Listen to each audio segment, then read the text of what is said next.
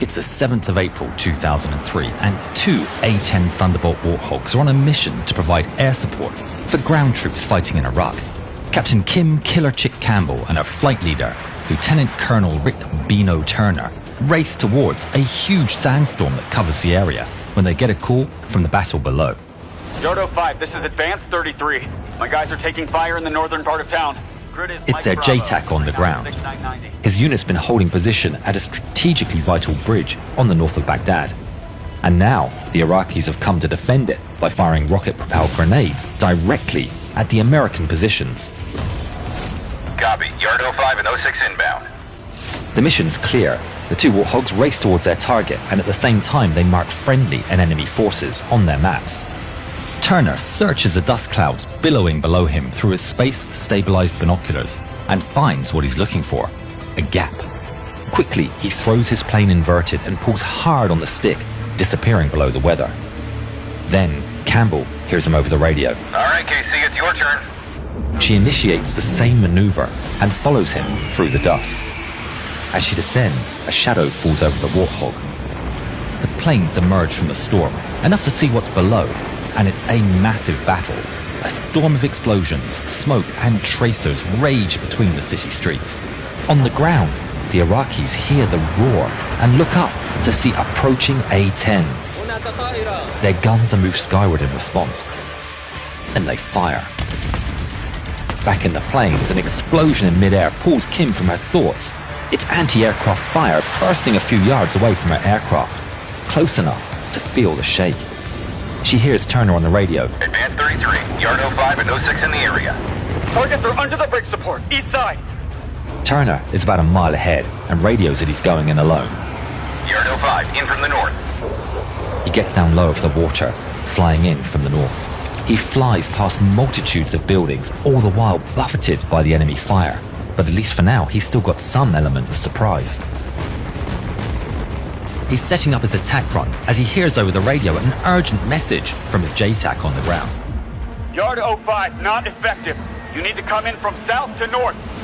Both Warthogs pull up and regroup flying to the south, and come in on another approach flying low over the river. But now, the word is out, and the Iraqis know they're here. Campbell hears Turner come up on the radio. Wedge, shooters, guns. Copy. Campbell immediately gets into wedge formation and braces for her first attack run of the day. Despite the severity of the threat, Turner has decided to use guns and not bombs. Friendly forces and civilians are in the area. Guns are more accurate, but the pilots need to use forward firing to get right underneath the bridge to strike the enemy. They race down towards the bridge. It appears from the haze to the north like a ghostly spectre. They can't see the enemy sitting under a shadow, but they know they're there. One's ready. Two's ready. Campbell sees as Turner opens fire first. The deafening roar washes over the battlefield as his A-10 unleashes 70 rounds a second into the target. Then he pulls up. Now it's her turn. She pulls the trigger.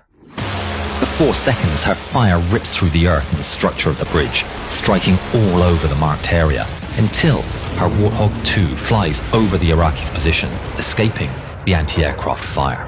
Immediately, the JTAC comes up on the radio. Yard 05, no joy on target. We're still taking fire, I request another gun run on that target again.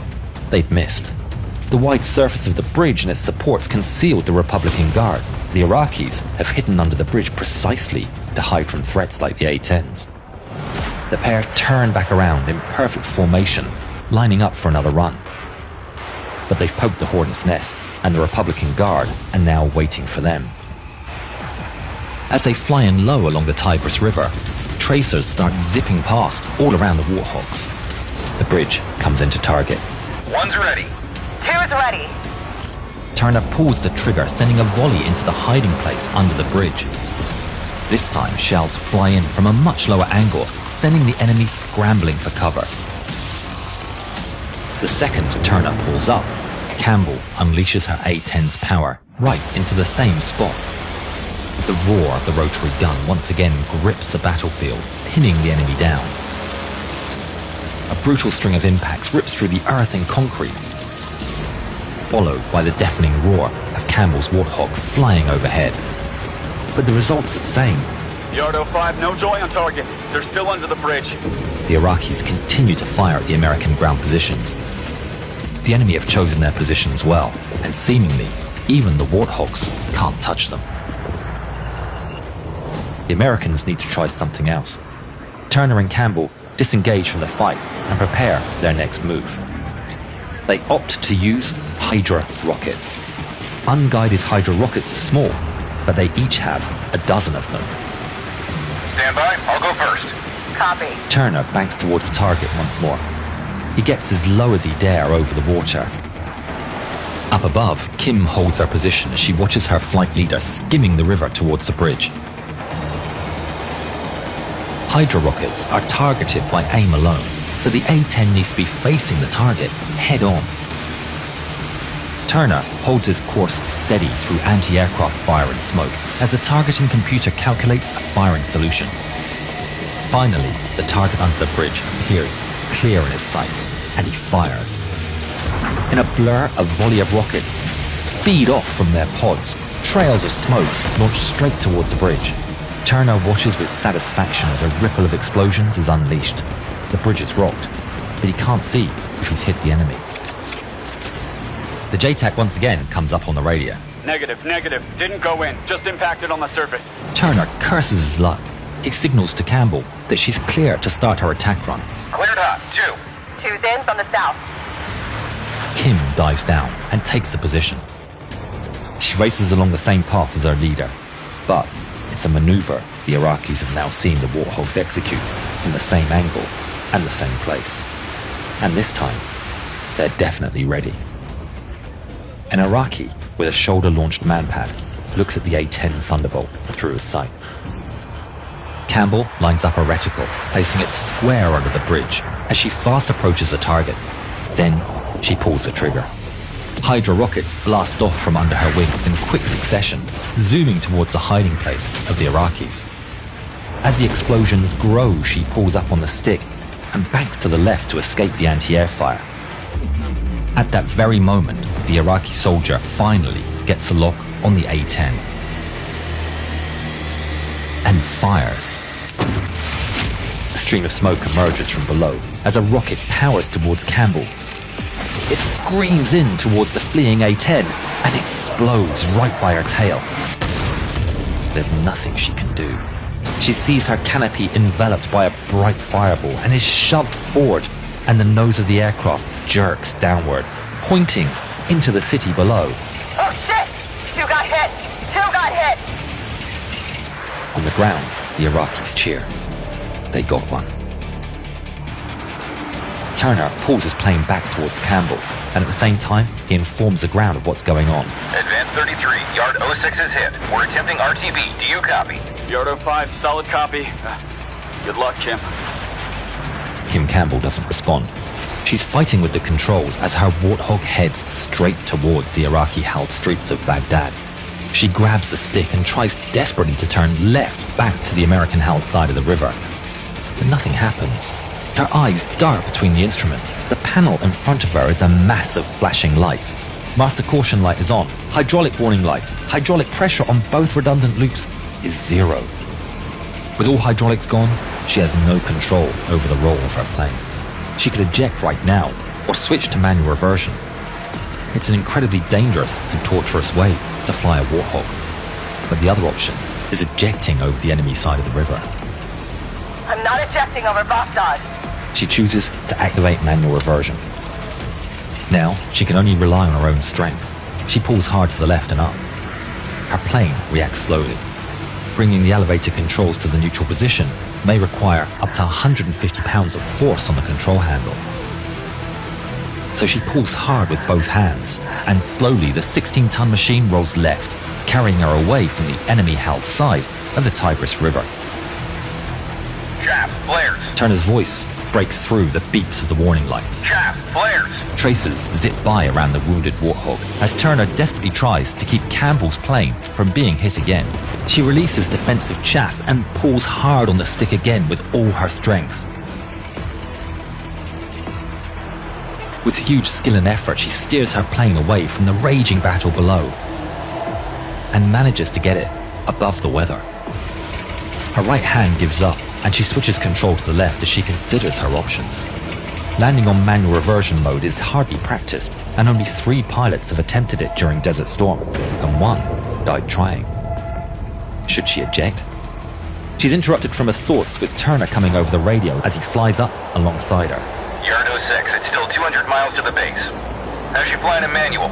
Don't push it. Friendly's below if you need to get out. She remembers the waiver she had to sign, that she understood that ejection seats were made for heavier pilots, usually men, and the G-forces of an ejection could be fatal for her. Affirm, Yard 05. Can you give me eyes on damage? What do you see back there? Yard 06, copy. Turner looks hard at the smoking plane. His eyes run over the fuselage and the tail, and he sees hundreds of holes from the fragmentation of the warhead. You've got holes scattered all over the fuselage and tail, stretching as forward as far as the gear pods and even into the wing root. There's a football-sized hole in the right horizontal stabilizer. Turner looks towards the rear of the plane and is horrified to see flames flickering on the tail. Also, the right engine is covered in shrapnel strikes. Should he tell her? He decides against it. He needs to keep her positive and tries to lift her spirits. You have some improved ventilation aft, but it's still airworthy. Copy, Yard 05. Campbell has made a choice. I can handle it. I'll take her home. I'm with you all the way. Campbell dumps her weapons over the desert to make the plane lighter and to avoid an explosion in a hard landing. The USAF, though, have hardwired the heavy electronic countermeasure pod to the wing. There's no way for a pilot to jettison it. It unbalances the plane, and to land on manual and with an ECN pod attached makes the whole operation more complex and dangerous. She has to physically fight against the skewed aerodynamics through the entire long flight back to base. But finally, the Al Jaber Air Base in Kuwait comes into view. She lowers the gear with the auxiliary handle. Seconds feel like an eternity until the gear extension lights finally come on. She's as ready as she'll ever be for landing. Yard 06, emergency. Gear down. Full stop. Campbell slows the Warthog. It becomes easier to control at a slightly lower speed, reassuring her as she comes in for the final approach. But there's one last surprise. Just 60 feet from the ground, her plane rolls sharply to the left. Her heart's in her mouth as she instinctively yanks the stick to the right.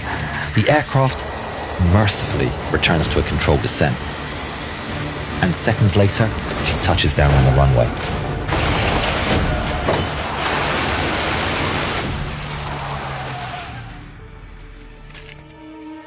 Thank you, God.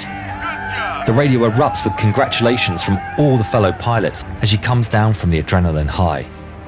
Amazingly, the whole ordeal didn't faze her, and Campbell would get back in the air the very next day. Her aircraft, however, was damaged beyond repair and never flew again. Captain Kim Killerchick Campbell was awarded the Distinguished Flying Cross for her airmanship. And we hope she enjoys this film.